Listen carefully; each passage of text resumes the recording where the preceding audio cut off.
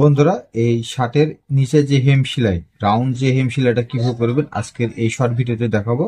তো দেখুন, আমি এখানে শীটটা কেটে নিয়েছি, এই রাউন্ডটা কেটে নিয়েছি। নেওয়ার পর এখন প্রথমে যখন আপনারা ভাঁজটা দিবেন এতটুকু পরিমাণে এতটুকু ভাঁজ দিবেন। তো এতটুকু ভাঁজ দেওয়ার পর এই হবে বসা, এই যে এই সাইডে বাতা করে আপনার সেলাইটা দিয়ে দেবেন।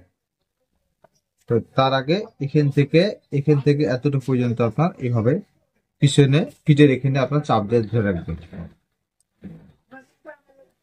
তাহলে আপনার এখানে ঢেউ ঢেউ খাবে না, ঠিক আছে?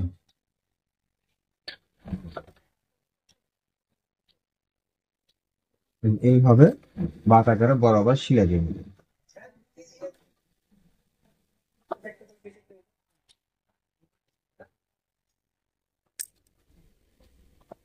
জি, এখান থেকে এতটুকু পর্যন্ত, হ্যাঁ, এখান থেকে এতটুকু পর্যন্ত আপনারা এই যে পিছনে হাত দিবেন, তারপর একটু চাপা চাপা দেবেন, চাপ ধরে থাকবেন, তাহলে জিনিসটা আপনার কেউ খাবে না।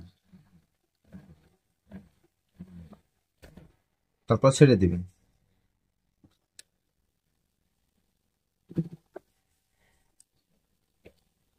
এখন এই যে এখান থেকে এতটুকু পর্যন্ত, ঠিক আছে, এইভাবে পিছনে হাত দিবেন, তারপরে হালতো করে আপনার রাখবেন, যাতে আপনার শিলাটা যেন যায়।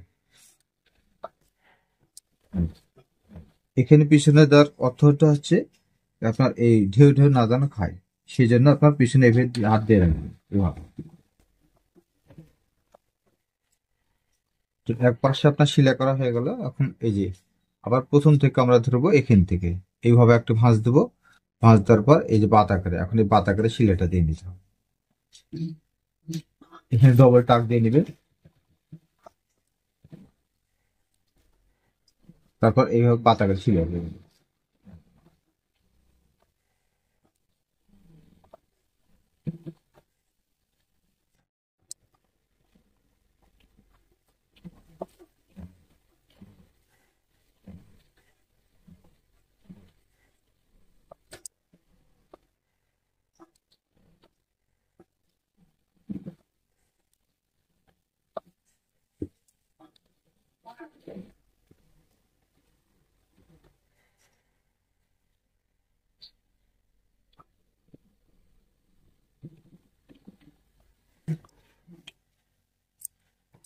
এই যে লক্ষ্য দেখুন, এই যে নিচে যে রাউন্ড সেলাই এটা দেওয়া হয়ে গেছে। এখন দেখুন, দেখতে পাচ্ছেন যে ঢেউ নাই।